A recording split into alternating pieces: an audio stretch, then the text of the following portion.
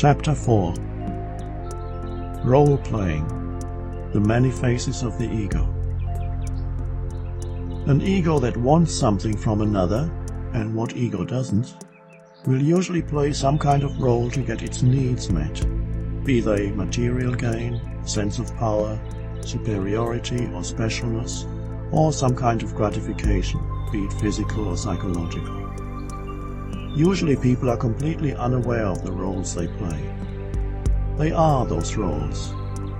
Some roles are subtle, others are blatantly obvious, except to the person playing it. Some roles are designed simply to get attention from others. The ego thrives on others' attention, which is after all a form of psychic energy. The ego doesn't know that the source of all energy is within you, so it seeks it outside. It is not the formless attention which is presence the ego seeks, but attention in some form, such as recognition, praise, admiration, or just to be noticed in some way, to have its existence acknowledged. The shy person who is afraid of the attention of others is not free of ego, but has an ambivalent ego that both wants and fears attention from others. The fear is that the attention may take the form of disapproval or criticism, that is to say, something that diminishes the sense of self rather than enhances it. So the shy person's fear of attention is greater than his or her need of attention. Shyness often goes with a self-concept that is predominantly negative, the belief of being inadequate. Any conceptual sense of self, seeing myself as this or that, is ego, whether predominantly positive, I'm the greatest, or negative, I'm no good. Behind every positive self-concept is the hidden fear of not being good enough. Behind every negative self-concept is the hidden desire of being the greatest or better than others. Behind the confident ego's feeling of and continuing need for superiority is the unconscious fear of inferiority. Conversely, the shy, inadequate ego that feels inferior has a strong hidden desire for superiority.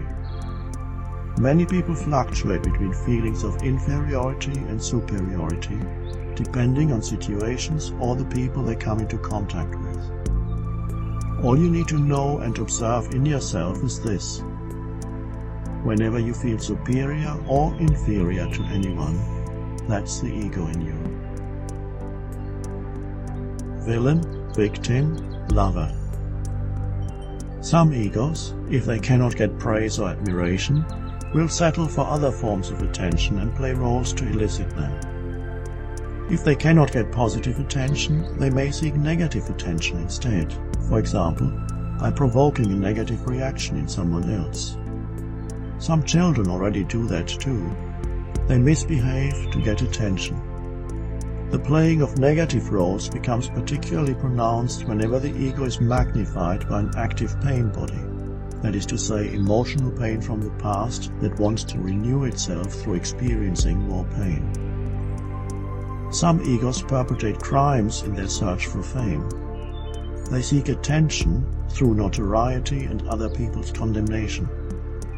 Please tell me that I exist, that I am not insignificant, they seem to say. Such pathological forms of ego are only more extreme versions of normal egos. A very common role is the one of victim, and the form of attention it seeks is sympathy or pity or others' interest in my problems, me and my story. Seeing oneself as a victim is an element in many egoic patterns, such as complaining, being offended, outraged, and so on. Of course, once I'm identified with a story in which I assigned myself the role of victim, I don't want it to end, and so, as every therapist knows, the ego does not want an end to its problems, because they are part of its identity. If no one will listen to my sad story, I can tell it to myself in my head, over and over, and feel sorry for myself, and so have an identity as someone who is being treated unfairly by life or other people, fate or God. It gives definition to my self-image, makes me into someone, and that is all that matters to the ego. In the early stages of many so-called romantic relationships, role-playing is quite common in order to attract and keep whoever is perceived by the ego as the one who is going to make me happy, make me feel special, and fulfill all my needs. I'll play who you want me to be, and you'll play who I want you to be. That's the unspoken and unconscious agreement. However, role-playing is hard work, and so those roles cannot be sustained indefinitely, especially once you start living together. When those roles slip, what do you see? Unfortunately, in most cases, not yet the true essence of that being, but that which covers up the true essence, the raw ego divested of its roles, with its pain body, and its thwarted wanting, which now turns into anger, most likely directed at the spouse or partner, for having failed to remove the underlying fear and sense of lack that is an intrinsic part of the egoic sense of self. What is commonly called falling in love is in most cases an intensification of egoic wanting and needing. You become addicted to another person, or rather to your image of that person. It has nothing to do with true love, which contains no wanting whatsoever. The Spanish language is the most honest in regard to conventional notions of love. Te quiero means I want you as well as I love you. The other expression for I love you, te amo, which does not have this ambiguity, is rarely used, perhaps because true love is just as rare. Letting go of self-definitions. As tribal cultures developed into the ancient civilizations, certain functions began to be allotted to certain people: ruler, priest or priestess, warrior, farmer, merchant, craftsman, laborer, and so on. A class system developed. Your function, that in most cases you were born into, determined your identity, determined who you were in the eyes of others, as well as in your own eyes. Your function became a role, but it wasn't recognized as a role. It was who you were, or thought you were. Only rare beings at the time, such as the Buddha or Jesus, saw the ultimate irrelevance of caste or social class, recognized it as identification with form, and saw that such identification with the conditioned and the temporal obscured the light of the unconditioned and eternal that shines in each human being. In our contemporary world, the social structures are less rigid, less clearly defined than they used to be. Although most people are, of course, still conditioned by their environment, they are no longer automatically assigned a function and with it an identity.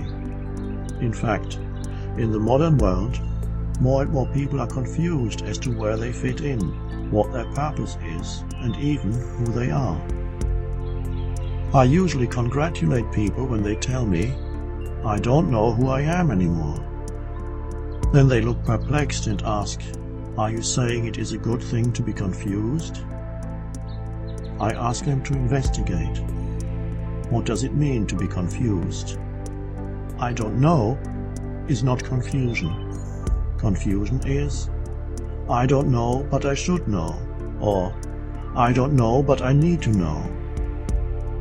Is it possible to let go of the belief that you should or need to know who you are? In other words, can you cease looking to conceptual definitions to give you a sense of self? Can you cease looking to thought for an identity? When you let go of the belief that you should or need to know who you are, what happens to confusion? Suddenly it is gone.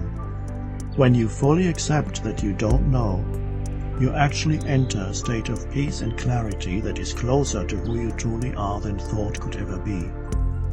Defining yourself through thought is limiting yourself. Pre-established roles. Of course, different people fulfill different functions in this world. It cannot be otherwise.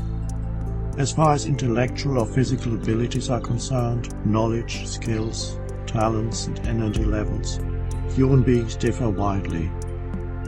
What really matters is not what function you fulfill in this world, but whether you identify with your function to such an extent that it takes you over and becomes a role that you play. When you play roles, you are unconscious. When you catch yourself playing a role, that recognition creates a space between you and the role. It is the beginning of freedom from the role.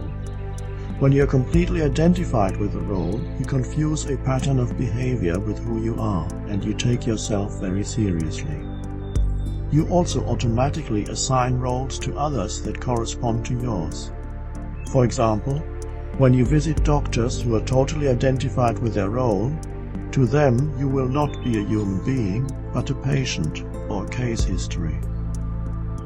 Although the social structures in the contemporary world are less rigid than in ancient cultures, there are still many pre-established functions or roles that people readily identify with and which thus become part of the ego. This causes human interactions to become inauthentic, dehumanized, alienating. Those pre-established roles may give you a somewhat comforting sense of identity, but ultimately you lose yourself in them. The functions people have in hierarchical organizations such as the military, the church, a government institution, or large corporation easily lend themselves to becoming role identities. Authentic human interactions become impossible when you lose yourself in a role. Some pre-established roles we could call social archetypes. To mention just a few, the middle-class housewife, not as prevalent as it used to be, but still widespread. The tough macho male, the female seductress, the nonconformist artist or performer, a person of culture, a role quite common in Europe, who displays knowledge of literature, fine art and music in the same way as others might display an expensive dress or car. And then there's the universal role of adult. When you play that role, you take yourself and life very seriously. Spontaneity, lightheartedness and joy are not part of that role. The hippie movement that originated on the west coast of the United States in the 1960s and then spread throughout the Western world came out of many young people's rejection of social archetypes, of roles, of pre-established patterns of behavior, as well as egoically based social and economic structures. They refused to play the roles their parents and society wanted to impose on them. Significantly, it coincided with the horrors of the Vietnam War, in which more than 57,000 young Americans and 3 million Vietnamese died, and through which the insanity of the system and the underlying mindset was exposed for all to see. Whereas in the 1950s, most Americans were still extremely conformist in thought and behavior, in the 1960s, millions of people began to withdraw their identification with a collective conceptual identity because the insanity of the collective was so obvious. The hippie movement represented a loosening of the hitherto rigid egoic structures in the psyche of humanity. The movement itself degenerated and came to an end. But it left behind an opening, and not just in those who were part of the movement. This made it possible for ancient East and Western spirituality to move west and play an essential part in the awakening of global consciousness. Temporary roles. If you are awake enough, aware enough, to be able to observe how you interact with other people, you may detect subtle changes in your speech, attitude and behavior depending on the person you are interacting with. At first, it may be easier to observe this in others. Then, you may also detect it in yourself. The way in which you speak to the chairman of the company may be different in subtle ways from how you speak to the janitor. How you speak to a child may be different from how you speak to an adult. Why is that? You're playing roles. You are not yourself, neither with the chairman, nor with the janitor or the child. When you walk into a store to buy something, when you go to a restaurant, the bank, the post office, You may find yourself slipping into pre-established social roles. You become a customer and speak and act as such. And you may be treated by the salesperson or waiter who is also playing a role as a customer. A range of conditioned patterns of behavior come into effect between two human beings that determine the nature of the interaction. Instead of human beings, conceptual mental images are interacting with each other. The more identified people are with their respective roles, the more inauthentic the relationships become. You have a mental image not only of who the other person is, but also of who you are, especially in relation to the person you're interacting with. So you are not relating with that person at all, but who you think you are is relating to who you think the other person is, and vice versa. The conceptual image your mind has made of yourself is relating to its own creation, which is the conceptual image it has made of the other person. The other person's mind has probably done the same, so every egoic interaction between two people is in reality the interaction between four conceptual mind-made identities which are ultimately fictions. It is therefore not surprising there's so much conflict in relationships. There is no true relationship. The monk with sweaty palms. Kazan, a Zen teacher and monk, was to officiate at a funeral of a famous nobleman.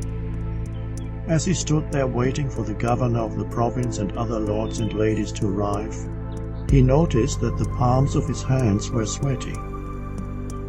The next day he called his disciples together and confessed he was not yet ready to be a true teacher. He explained to them that he still lacked the sameness of bearing before all human beings, whether beggar or king. He was still unable to look through social roles and conceptual identities and see the sameness of being in every human. He then left and became the pupil of another master. He returned to his former disciples 8 years later, enlightened. Happiness as a role versus true happiness. How are you? Just great, couldn't be better. True or false? In many cases, happiness is a role people play, and behind the smiling facade there's a great deal of pain. Depression, breakdowns and overreactions are common when unhappiness is covered up behind a smiling exterior and brilliant white teeth, when there's denial, sometimes even to oneself, that there's much unhappiness. Just fine is a role the ego plays more commonly in America than in certain other countries where being and looking miserable is almost the norm and therefore more socially acceptable. It is probably an exaggeration, but I'm told that in the capital of one Nordic country, you run the risk of being arrested for drunken behavior if you smile at strangers in the street. If there's unhappiness in you, first you need to acknowledge that it is there. But don't say, I'm unhappy. Unhappiness has nothing to do with who you are. Say, there is unhappiness in me. Then investigate it. The situation you find yourself in may have something to do with it. Action may be required to change the situation or remove yourself from it. If there's nothing you can do, face what is and say, well, right now, this is how it is. I can either accept it or make myself miserable. The primary cause of unhappiness is never the situation, but your thoughts about it. Be aware of the thoughts you're thinking. Separate them from the situation, which is always neutral, which always is as it is. There's the situation or the fact, and here are my thoughts about it. Instead of making up stories, stay with the facts. For example, I am ruined is a story. It limits you and prevents you from taking effective action. I have 50 cents left in my bank account is a fact. Facing facts is always empowering. Be aware that what you think, to a large extent, creates the emotions that you feel. See the link between your thinking and your emotions. Rather than being your thoughts and emotions, be the awareness behind them. Don't seek happiness.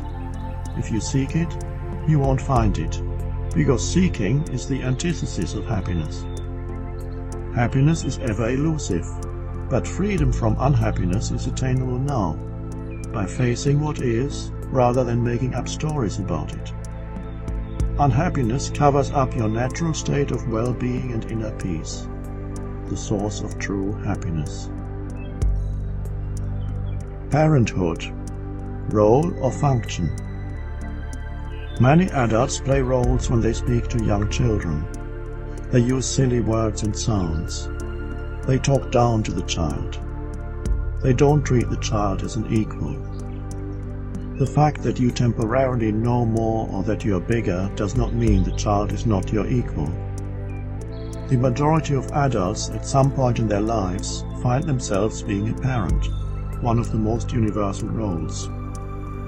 The all-important question is, are you able to fulfill the function of being a parent and fulfill it well, without identifying with that function, that is, without it becoming a role? Part of the necessary function of being a parent is looking after the needs of the child, preventing the child from getting into danger, and at times telling the child what to do and not to do. When being a parent becomes an identity, however, when your sense of self is entirely or largely derived from it, the function easily becomes overemphasized, exaggerated, and takes you over. Giving children what they need becomes excessive and turns into spoiling. Preventing them from getting into danger becomes overprotectiveness and interferes with their need to explore the world and try things out for themselves. Telling children what to do or not to do becomes controlling, overbearing. What is more, the role-playing identity remains in place long after the need for those particular functions has passed. Parents then cannot let go of being a parent even when the child grows into an adult. They can't let go of the need to be needed by their child. Even when the adult child is 40 years old, parents can't let go of the notion, I know what's best for you. The role of parent is still being played compulsively, and so there's no authentic relationship. Parents define themselves by that role and are unconsciously afraid of loss of identity when they cease being parents. If their desire to control or influence the actions of their adult child is thwarted, as it usually is, they will start to criticize or show their disapproval, or try to make the child feel guilty, all in an unconscious attempt to preserve their role, their identity. On the surface it looks as if they were concerned about their child, and they themselves believe it, but they are only really concerned about preserving their role identity. All egoic motivations are self-enhancement and self-interest, sometimes cleverly disguised even from the person in whom the ego operates. A mother or father who identifies with the parental role may also try to become more complete through their children. The ego's need to manipulate others into filling the sense of lack it continuously feels is then directed towards them. If the mostly unconscious assumptions and motivations behind the parents' compulsion to manipulate their children were made conscious and voiced, they would probably include some or all of the following. I want you to achieve what I never achieved. I want you to be somebody in the eyes of the world, so that I too can be somebody through you. Don't disappoint me. I sacrificed so much for you. My disapproval of you is intended to make you feel so guilty and uncomfortable that you finally conform to my wishes. And it goes without saying that I know what's best for you. I love you and I will continue to love you if you do what I know is right for you. When you make such unconscious motivations conscious, you immediately see how absurd they are. The ego that lies behind them becomes visible, as does its dysfunction. Some parents that I spoke to suddenly realized, my God, is this what I've been doing? Once you see what you're doing or have been doing, you also see its futility, and that unconscious pattern then comes to an end by itself. Awareness is the greatest agent for change. If your parents are doing this to you, do not tell them they are unconscious and in the grip of the ego. That will likely make them even more unconscious, because the ego will take up a defensive position. It is enough for you to recognize that it is the ego in them, that it is not who they are. Egoic patterns, even long-standing ones, sometimes dissolve almost miraculously when you don't oppose them internally. Opposition only gives them renewed strength. But even if they don't, you can then accept your parents' behavior with compassion, without needing to react to it, that is to say, without personalizing it. Be aware also of your own unconscious assumptions or expectations that lie behind your old habitual reactions to them. My parents should approve of what I do. They should understand me and accept me for who I am. Really? Why should they? The fact is they don't, because they can't. Their evolving consciousness hasn't made the quantum leap to the level of awareness yet. They are not yet able to disidentify from their role. Yes, but I can't feel happy and comfortable with who I am unless I have their approval and understanding. Really? What difference does their approval or disapproval truly make to who you are? All such unexamined assumptions cause a great deal of negative emotion, much unnecessary unhappiness. Be alert. Are some of the thoughts that go through your mind the internalized voice of your father or mother, saying perhaps something like, "You are not good enough, you will never amount to anything," or some other judgment or mental position? If there's awareness in you, you will be able to recognize that voice in your head for what it is, an old thought, conditioned by the past. If there's awareness in you, you no longer need to believe in every thought you think. It's an old thought, no more. Awareness means presence, and only presence can dissolve the unconscious past in you. If you think you are so enlightened, Ram just said, go and spend a week with your parents. That is good advice. The relationship with your parents is not only the primordial relationship that sets the tone for all subsequent relationships. It is also a good test for your degree of presence. The more shared past there is in a relationship, the more present you need to be, otherwise you will be forced to relive the past again and again. Conscious suffering. If you have young children, give them help, guidance and protection to the best of your ability, but even more important, give them space. Space to be. They come into this world through you, but they are not yours. The belief, "I know what's best for you," may be true when they are very young, but the older they get, the less true it becomes. The more expectations you have of how their life should unfold, the more you are in your mind instead of being present for them. Eventually, they will make mistakes and they will experience some form of suffering, as all humans do. In fact, they may be mistakes only from your perspective. What to you is a mistake may be exactly what your children need to do or experience. Give them as much help and guidance as you can, but realize that you may also at times have to allow them to make mistakes, especially as they begin to reach adulthood. At times, you may also have to allow them to suffer. Suffering may come to them out of the blue, or it may come as the consequence of their own mistakes. Wouldn't it be wonderful if you could spare them from all suffering? No, it wouldn't.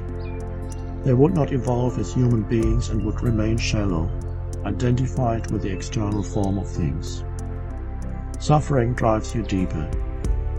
The paradox is that suffering is caused by identification with form and erodes identification with form. A lot of it is caused by the ego, although eventually suffering destroys the ego, but not until you suffer consciously. Humanity is destined to go beyond suffering, but not in the way the ego thinks. One of the ego's many erroneous assumptions, one of its many deluded thoughts is, "I should not have to suffer." Sometimes the thought gets transferred to someone close to you. "My child should not have to suffer."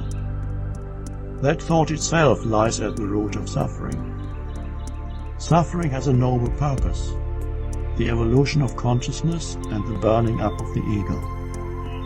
The man on the cross is an archetypal image. He is every man and every woman. As long as you resist suffering, it is a slow process because the resistance creates more ego to burn up. When you accept suffering, however, there's an acceleration of that process which is brought about by the fact that you suffer consciously. You can accept suffering for yourself, or you can accept it for someone else, such as your child or parent.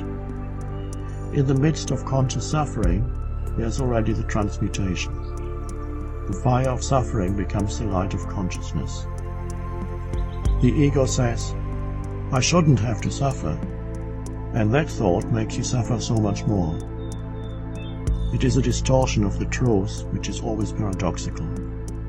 The truth is that you need to say yes to suffering before you can transcend it. Conscious parenting. Many children harbor hidden anger and resentment towards their parents, and often the cause is inauthenticity in the relationship.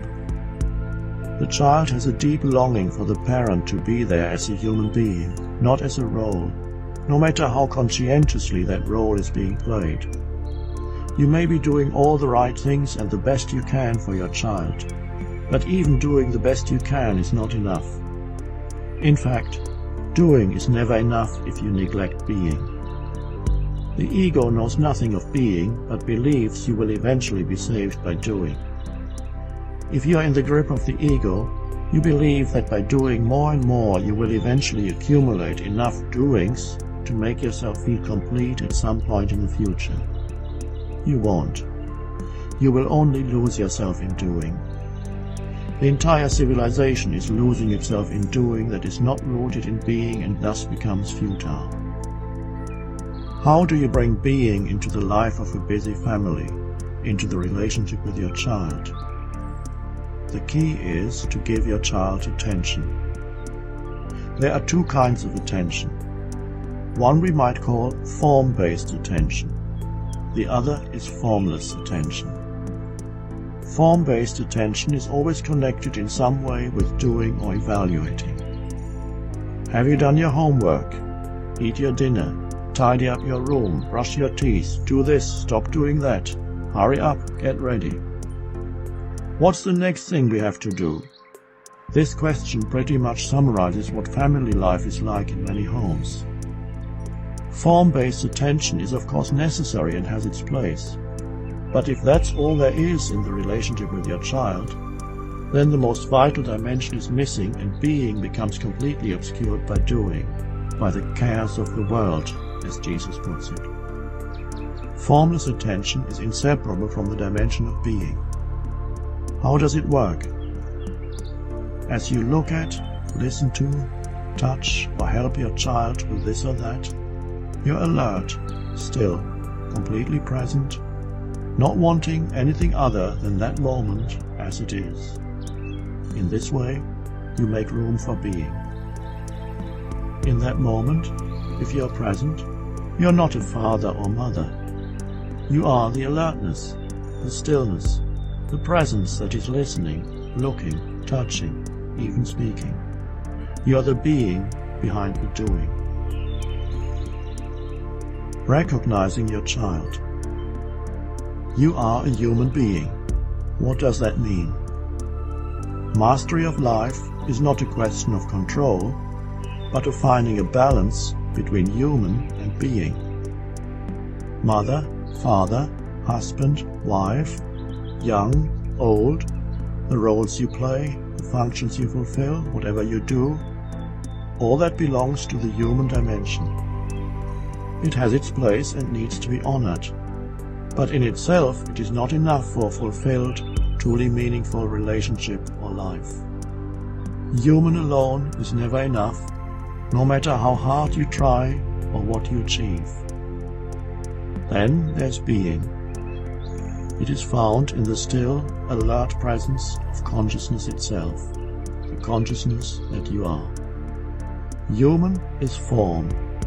Being is formless. human and being are not separate, but interwoven. In the human dimension, you are unquestionably superior to your child. You are bigger, stronger, know more, can do more. If that dimension is all you know, you will feel superior to your child, if only unconsciously. And you will make your child feel inferior, if only unconsciously. There's no equality between you and your child because there's only form in your relationship. And in form, you are of course not equal. You may love your child, but your love will be human only, that is to say, conditional, possessive, intermittent. Only beyond form, in being, are you equal. And only when you find the formless dimension in yourself can there be true love in that relationship. The presence that you are, the timeless I am, recognizes itself in another. And the other, the child in this case, feels loved, that is to say, recognized. To love is to recognize yourself in another. The other's otherness then stands revealed as an illusion pertaining to the purely human realm, the realm of form. The longing for love that is in every child is the longing to be recognized, not on the level of form, but on the level of being. If parents honor only the human dimension of the child but neglect being, the child will sense that the relationship is unfulfilled, that something absolutely vital is missing, and there will be a build-up of pain in the child and sometimes unconscious resentment towards the parents. Why don't you recognize me? This is what the pain or resentment seems to be saying. When another recognizes you, that recognition draws the dimension of being more fully into this world through both of you. That is the love that redeems the world. I've been speaking of this with specific reference to the relationship with your child, but it equally applies, of course, to all relationships. It has been said, God is love, but that is not absolutely correct. God is the one life in and beyond the countless forms of life. Love implies duality, lover and beloved, subject and object. So love is the recognition of oneness in the world of duality. This is the birth of God into the world of form. Love makes the world less worldly, less dense, more transparent to the divine dimension, the light of consciousness itself. Giving up role-playing. To do whatever is required of you in any situation without it becoming a role that you identify with is an essential lesson in the art of living that each one of us is here to learn. You become most powerful in whatever you do if the action is performed for its own sake rather than as a means to protect, enhance, or conform to your own identity. Every role is a fictitious sense of self, and through it everything becomes personalized and thus corrupted and distorted by the mind-made little me, and whatever role it happens to be playing.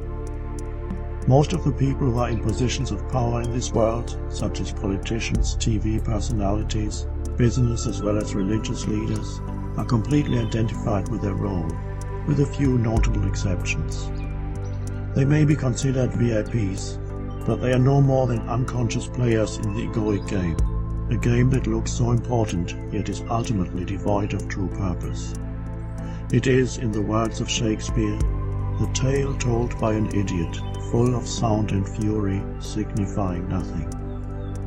Amazingly, Shakespeare arrived at this conclusion without having the benefit of television. If the egoic earth drama has any purpose at all, it is an indirect one.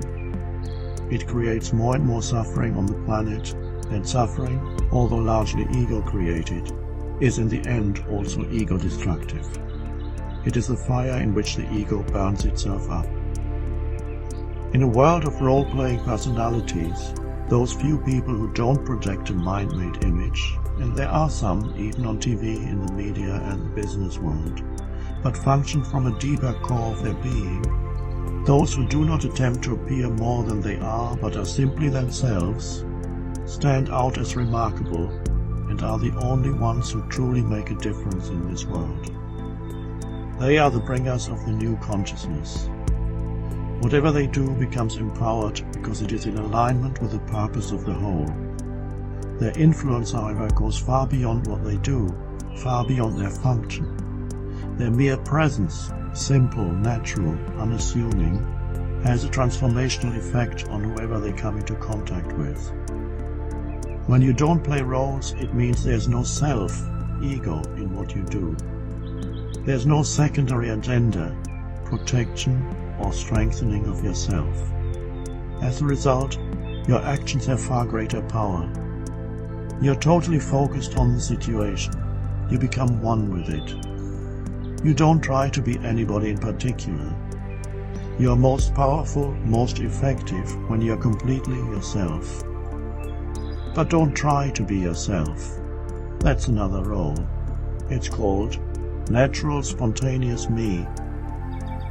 As soon as you're trying to be this or that, you're playing a role. Just be yourself is good advice, but it can also be misleading.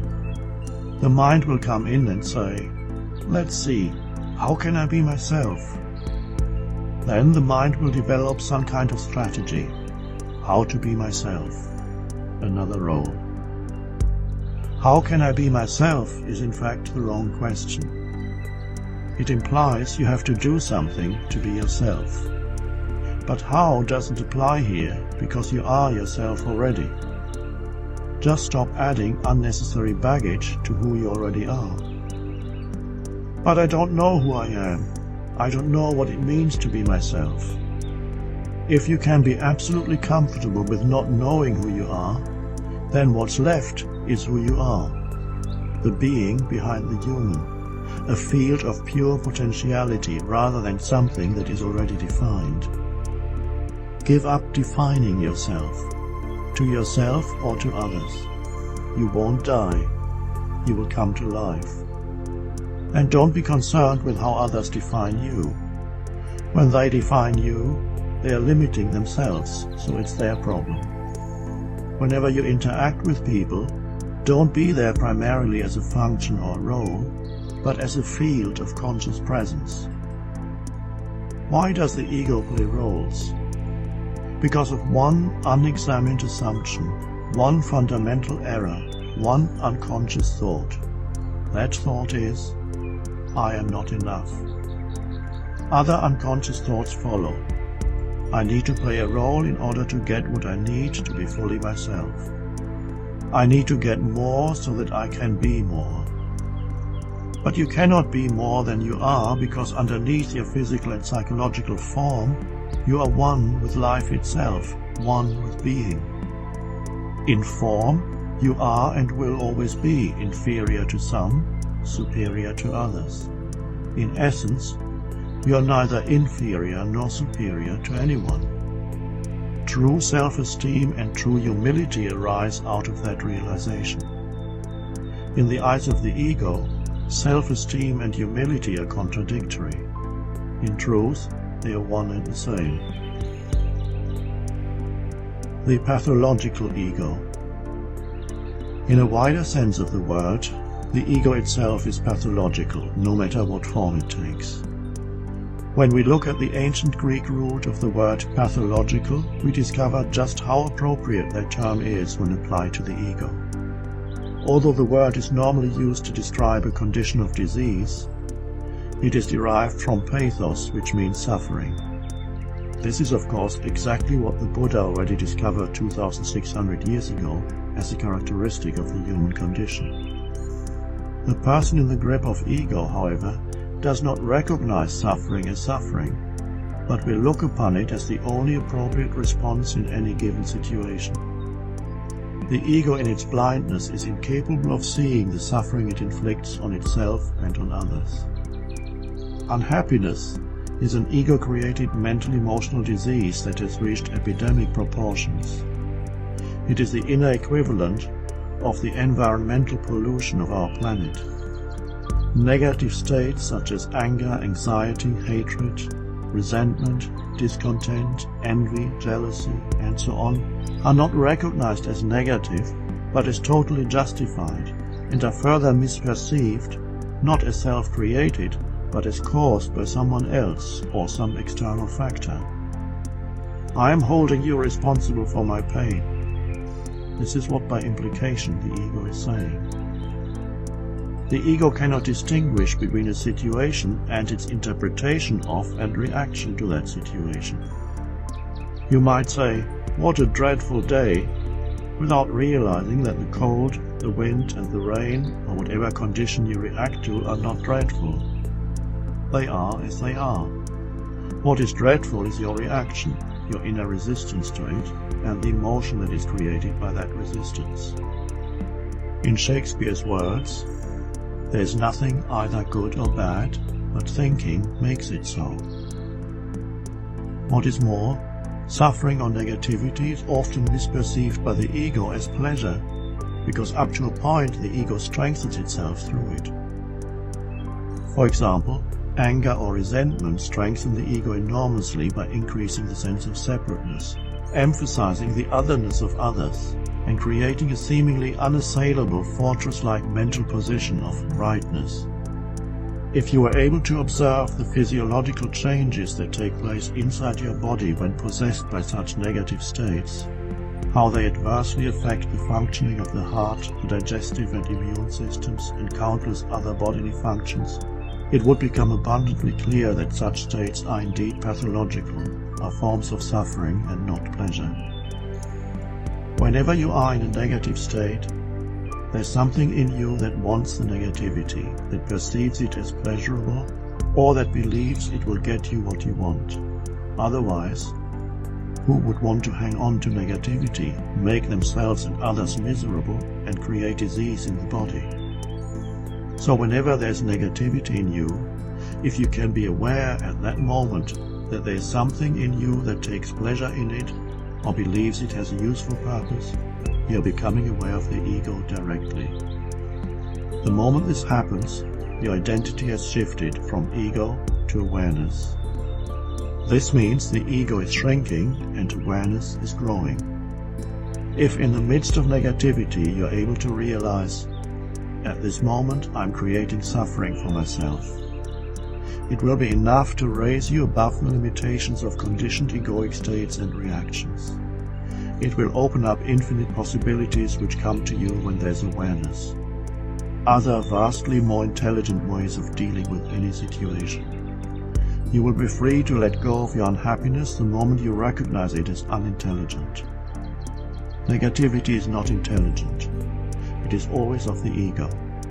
The ego may be clever, but it is not intelligent. Cleverness pursues its own little aims. Intelligence sees the larger whole in which all things are connected. Cleverness is motivated by self-interest, and it is extremely short-sighted. Most politicians and business people are clever. Very few are intelligent. Whatever is attained through cleverness is short-lived and always turns out to be eventually self-defeating. Cleverness divides. Intelligence includes. The background unhappiness. The ego creates separation, and separation creates suffering. The ego is therefore clearly pathological. Apart from the obvious ones, such as anger, hatred, and so on, there are other more subtle forms of negativity that are so common they are usually not recognized as such. For example, impatience, irritation, nervousness, and being fed up. They constitute the background unhappiness that is many people's predominant inner state. You need to be extremely alert and absolutely present to be able to detect them. Whenever you do, it is a moment of awakening, of disidentification from the mind. Here is one of the most common negative states that is easily overlooked, precisely because it is so common, so normal. You may be familiar with it. Do you often experience a feeling of discontent that could best be described as a kind of background resentment? It may be either specific or non-specific. Many people spend a large part of their lives in that state. They are so identified with it that they cannot stand back and see it. Underlying that feeling are certain unconsciously held beliefs, that is to say, thoughts. You think these thoughts in the same way that you dream your dreams when you're asleep. In other words, you don't know you're thinking those thoughts, just as the dreamer doesn't know he's dreaming. Here are some of the most common unconscious thoughts that feed the feeling of discontent or background resentment. I have stripped away the content from those thoughts so that the bare structure remains. They become more clearly visible that way. Whenever there's unhappiness in the background of your life, or even in the foreground, you can see which of these thoughts applies and fill in your own content according to your personal situation. There's something that needs to happen in my life before I can be at peace, happy, fulfilled, and so on. And I resent that it hasn't happened yet. Maybe my resentment will finally make it happen. Something happened in the past that should not have happened, and I resent that. If that hadn't happened, I would be at peace now. Something is happening now that should not be happening, and it is preventing me from being at peace now. Often the unconscious beliefs are directed towards a person, and so happening becomes doing. You should do this or that so that I can be at peace. And I resent that you haven't done it yet. Maybe my resentment will make you do it. Something you or I did, said, or failed to do in the past is preventing me from being at peace now. What you are doing or failing to do now is preventing me from being at peace. The secret of happiness. All of the above are assumptions, unexamined thoughts that are confused with reality. They are stories the ego creates to convince you that you cannot be at peace now or cannot be fully yourself now. Being at peace and being who you are, that is, being yourself, are one. The ego says, maybe at some point in the future I can be at peace, if this, that, or the other happens, or I obtain this or become that. Or it says, I can never be at peace because of something that happened in the past. Listen to people's stories, and they could all be entitled, Why I Cannot Be at Peace Now. The ego doesn't know that your only opportunity for being at peace is now. Or maybe it does know, and it is afraid that you may find this out. Peace, after all, is the end of the ego. How to be at peace now? By making peace with the present moment. The present moment is the field on which the game of life happens. It cannot happen anywhere else. Once you have made peace with the present moment, see what happens, what you can do or choose to do, or rather, what life does through you. There are 3 words that convey the secret of the art of living, the secret of all success and happiness. One with life. Being one with life is being one with now. You then realize that you don't live your life, but life lives you. Life is the dancer, and you are the dance. The ego loves its resentment of reality. What is reality? Whatever is. Buddha called it tathata, the suchness of life, which is no more than the suchness of this moment. Opposition towards that suchness is one of the main features of the ego. It creates a negativity that the ego thrives on, the unhappiness that it loves. In this way, you make yourself and others suffer and don't even know that you're doing it, don't know that you're creating hell on earth. To create suffering without recognizing it, this is the essence of unconscious living. This is being totally in the grip of the ego. The extent of the ego's inability to recognize itself and see what it is doing is staggering and unbelievable. It will do exactly what it condemns others for and not see it. When it is pointed out, It will use angry denial, clever arguments and self-justifications to distort the facts. People do it, corporations do it, governments do it.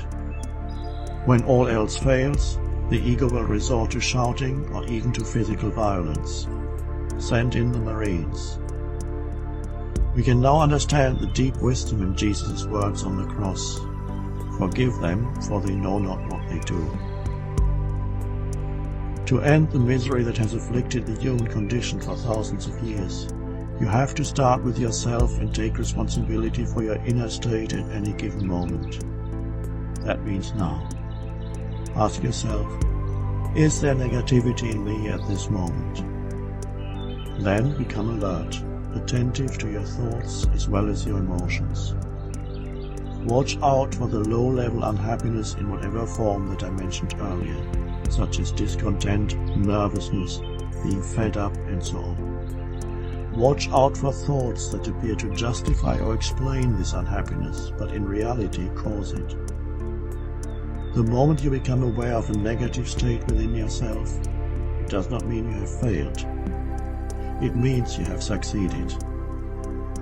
Until that awareness happens, there is identification with inner states, and such identification is ego. With awareness comes disidentification from thoughts, emotions, and reactions. This is not to be confused with denial. The thoughts, emotions, or reactions are recognized, and in the moment of recognizing, disidentification happens automatically. Your sense of self, of who you are, then undergoes a shift. Before you were the thoughts, emotions, and reactions. Now you are the awareness, the conscious presence that witnesses those states. One day I will be free of the ego. Who is talking? The ego. To become free of the ego is not really a big job, but a very small one. All you need to do is be aware of your thoughts and emotions as they happen.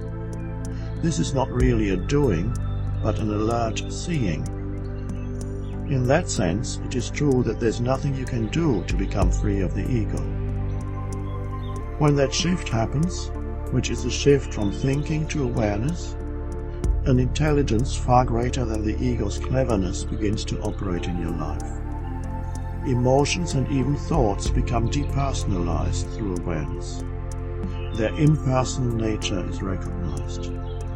There's no longer a self in them. They are just human emotions, human thoughts.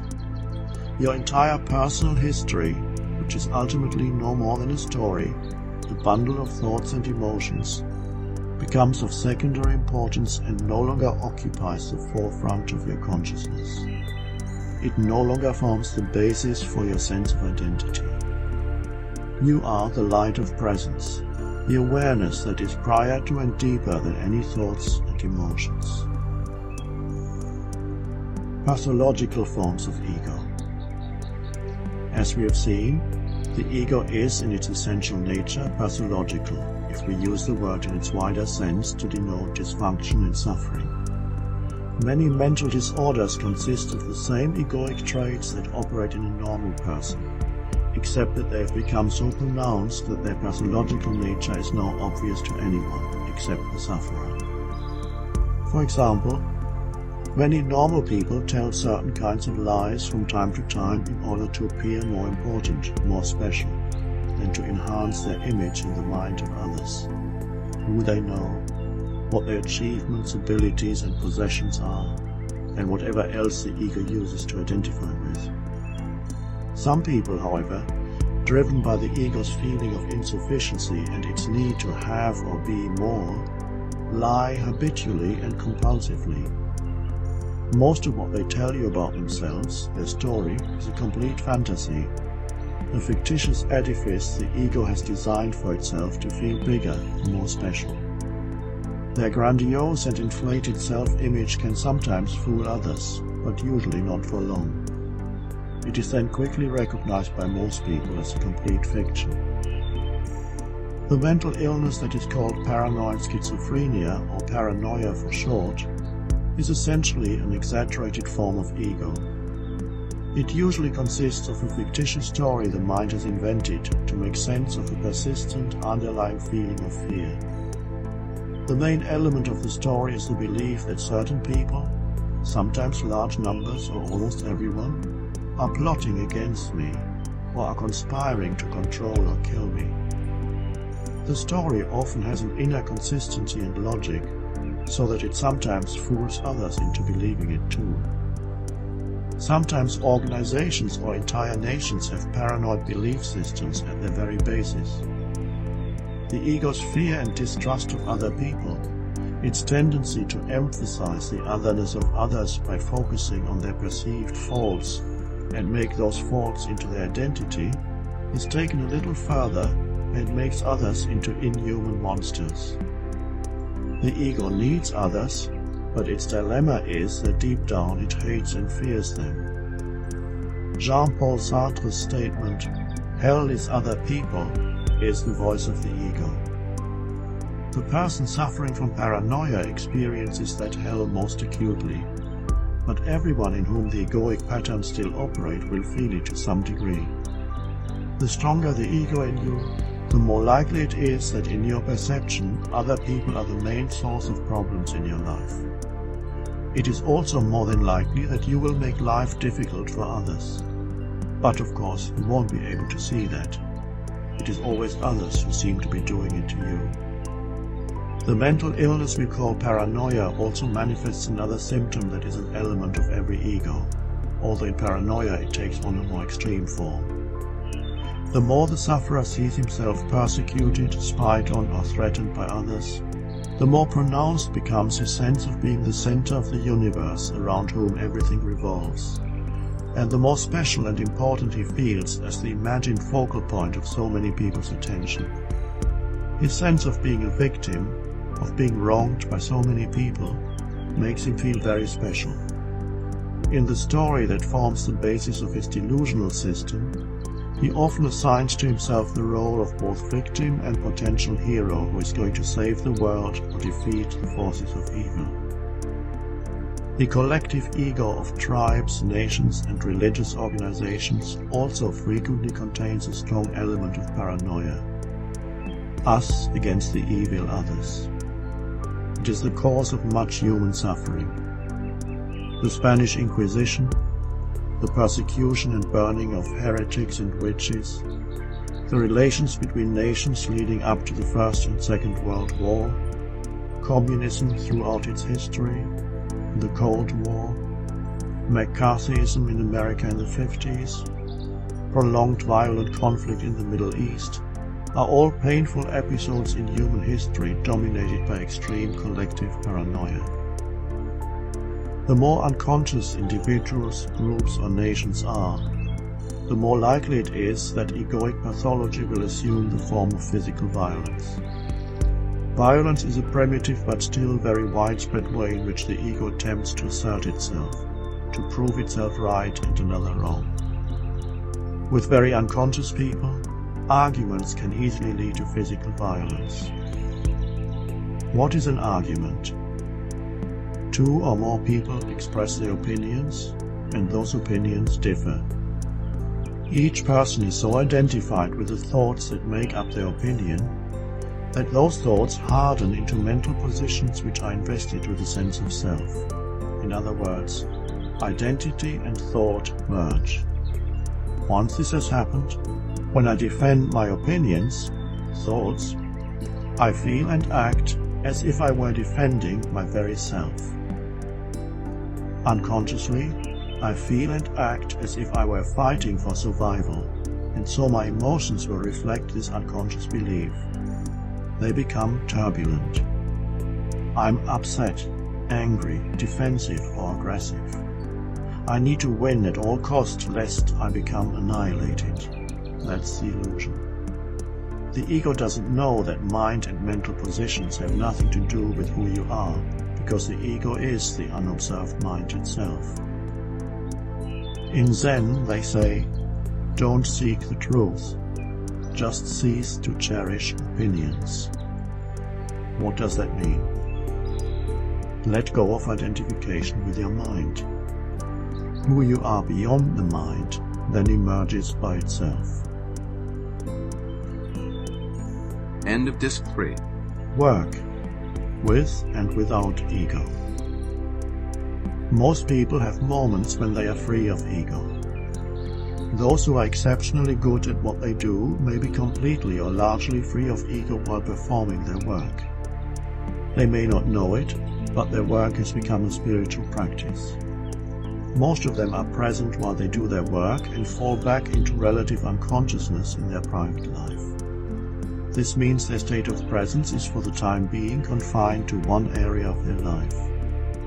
I have met teachers, artists, nurses, doctors, scientists, social workers, waiters, hairdressers, business owners and salespeople who perform their work admirably without any self-seeking, fully responding to whatever the moment requires of them. They are one with what they do, one with the now, one with the people or the task they serve.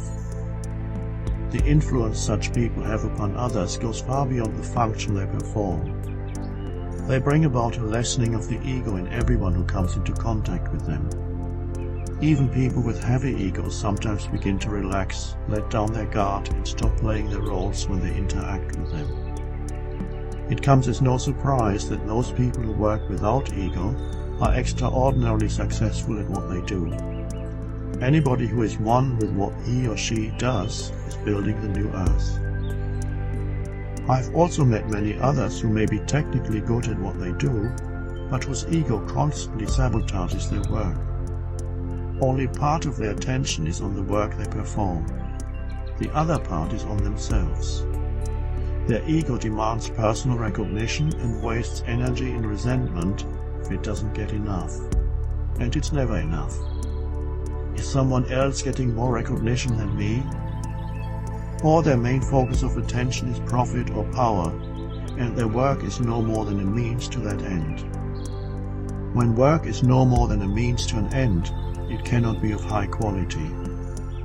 When obstacles or difficulties arise in their work, when things don't go according to expectation, when other people or circumstances are not helpful or cooperative, instead of immediately becoming one with the new situation and responding to the requirements of the present moment, they react against the situation and so separate themselves from it. There's a me that feels personally offended or resentful, and a huge amount of energy is burned up in useless protest or anger, energy that could be used for solving the situation if it were not being misused by the ego.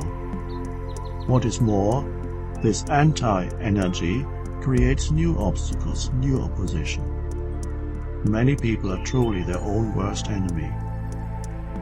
People unknowingly sabotage their own work when they withhold help or information from others or try to undermine them, lest they become more successful or get more credit than me.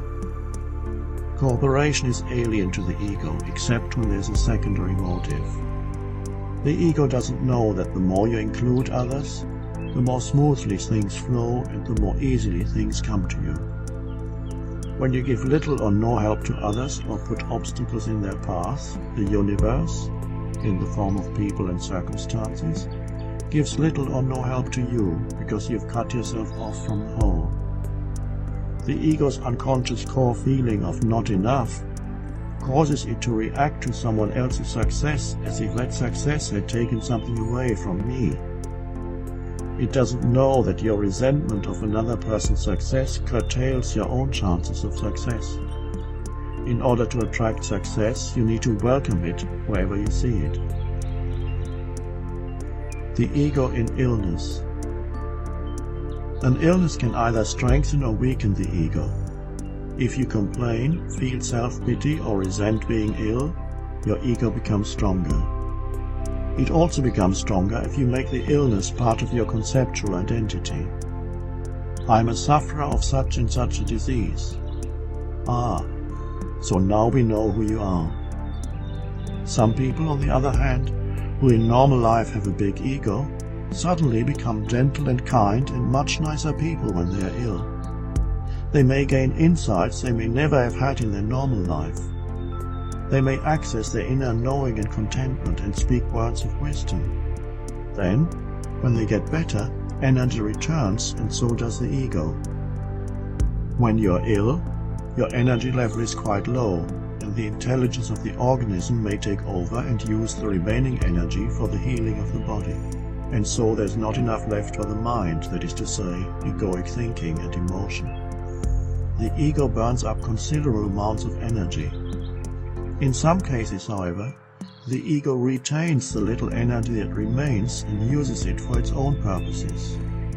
Needless to say, those people who experience a strengthening of the ego in illness take much longer to recover.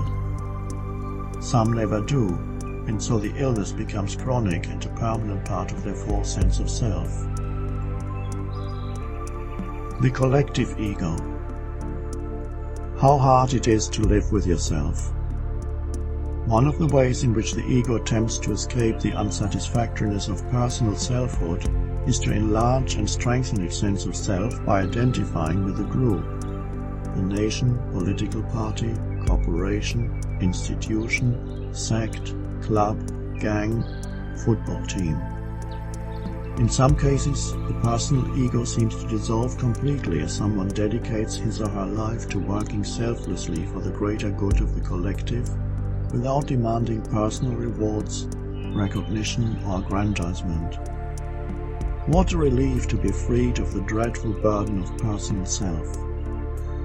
The members of the collective feel happy and fulfilled, no matter how hard they work, how many sacrifices they make. They appear to have gone beyond ego. The question is, have they truly become free, or has the ego simply shifted from the personal to the collective? A collective ego manifests the same characteristics as the personal ego, such as the need for conflict and enemies, the need for more, the need to be right against others who are wrong, and so on. Sooner or later, the collective will come into conflict with other collectives, because it unconsciously seeks conflict and it needs opposition to define its boundary and thus its identity. Its members will then experience the suffering that inevitably comes in the wake of any ego-motivated action. At that point, they may wake up and realize that their collective has a strong element of insanity. It can be painful at first to suddenly wake up and realize that the collective you had identified with and worked for is actually insane. Some people at that point become cynical or bitter and henceforth deny all values, all worth. This means that they quickly adopted another belief system when the previous one was recognized as illusory and therefore collapsed. They didn't face the death of their ego, but ran away and reincarnated into a new one. A collective ego is usually more unconscious than the individuals that make up that ego. For example, crowds, which are temporary collective egoic entities, are capable of committing atrocities that the individual away from the crowd would not be. Nations not infrequently engage in behavior that would be immediately recognizable as psychopathic in an individual. As the new consciousness emerges, some people will feel called upon to form groups that reflect the enlightened consciousness. These groups will not be collective egos. The individuals who make up these groups will have no need to define their identities with them. They no longer look to any form to define who they are. Even if the members that make up those groups are not totally free of ego yet, there will be enough awareness in them to recognize the ego in themselves or in others as soon as it appears. However, constant alertness is required, since the ego will try to take over and reassert itself in any way it can. Dissolving the human ego by bringing it into the light of awareness, this will be one of the main purposes of these groups, whether they be enlightened businesses, charitable organizations, schools, or communities of people living together. Enlightened collectives will fulfill an important function in the arising of the new consciousness. Just as egoic collectives pull you into unconsciousness and suffering, the enlightened collective can be a vortex for consciousness that will accelerate the planetary shift. Incontrovertible proof of immortality. Ego comes about through a split in the human psyche in which identity separates into two parts that we could call I and me, or me and myself. Every ego is therefore schizophrenic, to use the word in its popular meaning of split personality. You live with a mental image of yourself, the conceptual self that you have a relationship with. Life itself becomes conceptualized and separated from who you are when you speak of my life. The moment you say or think my life and believe in what you are saying, rather than it just being a linguistic convention, you have entered the realm of delusion. If there is such a thing as my life, it follows that I and life are two separate things, and so I can also lose my life, my imaginary treasured possession. Death becomes a seeming reality and a threat. Words and concepts split life into separate segments that have no reality in themselves. We could even say that the notion my life is the original delusion of separateness, the source of ego. If I and life are two, if I am separate from life, then I am separate from all things, all beings, all people. But how could I be separate from life? What I could there be apart from life, apart from being? It is utterly impossible. So there is no such thing as my life, and I don't have a life. I am life. I and life are one. It cannot be otherwise. So how could I lose my life? How can I lose something that I don't have in the first place? How can I lose something that I am? It is impossible.